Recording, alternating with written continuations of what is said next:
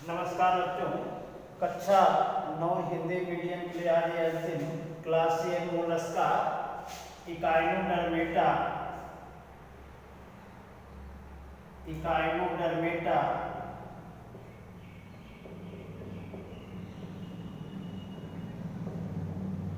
डर्मेटा और उसके बाद बताएंगे कार्डेटा।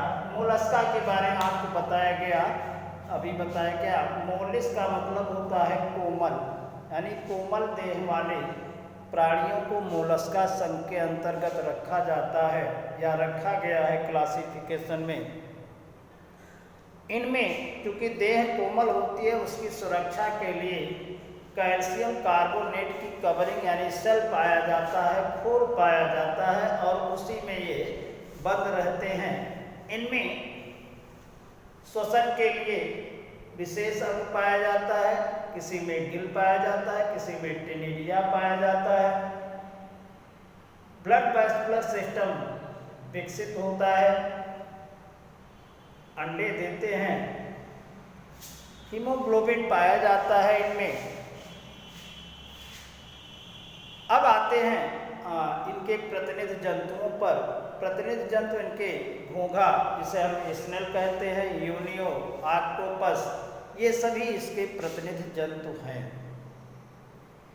इकाइनोडर्मेटा के बारे में बताया गया। डर्म का मतलब होता है त्वचा और इकाइनो का मतलब होता है कांटे, यानी इनकी त्वचा पर कांटे पाए जाते हैं, स्पाइन पाए जाते हैं, इसलिए इन्हें इकाइनोडर्मेटा संघ के अंतर्गत रखते हैं।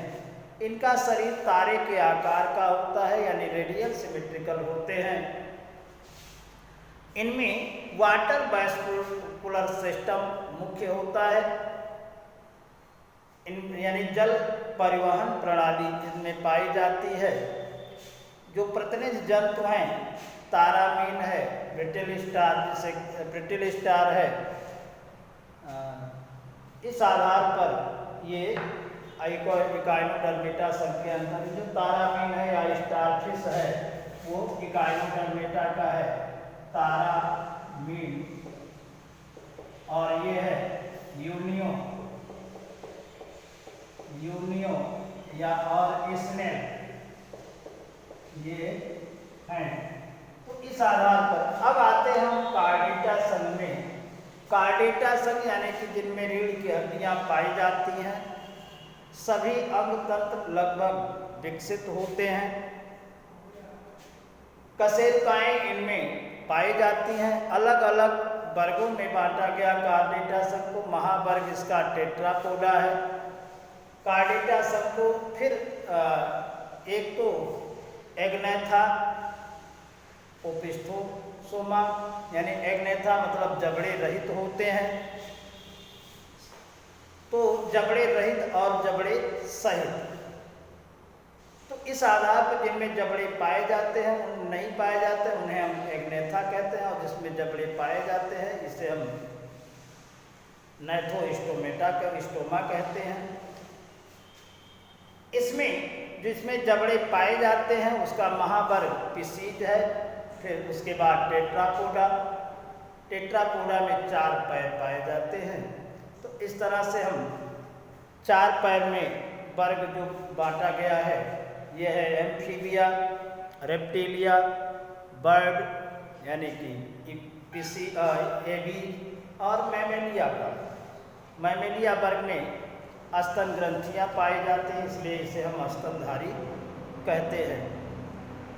एम्फीबिया वर्ग में जो जल और थल दोनों पे पाए जाते हैं, अंडे देते हैं, त्वचा इनकी जो है मॉइस्चर होती है, तो वो सब एम्फीबिया वर्ग में है।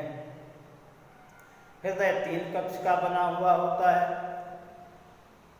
रेप्टिलिया वर्ग में आते हैं तो जो रेंग कर चलने वाले प्राणी हैं उसे हम रेप्टिलिया वर्ग में रखते हैं, क्रीपर जिन्हें कहते हैं। तो ये फिर एबीज वर्ग आता है। एबीज वर्ग पक्षी वर्ग है, जो अगले पैर इनके पंखों में परिवर्तित हुए रहते हैं, उन्हें हम एबीज वर्ग के अंतर्गत रखते हैं। तो आज ये क्लासिफिकेशन जंतु का एक इंट्रोडक्शन आपके सामने प्रस्तुत किया गया।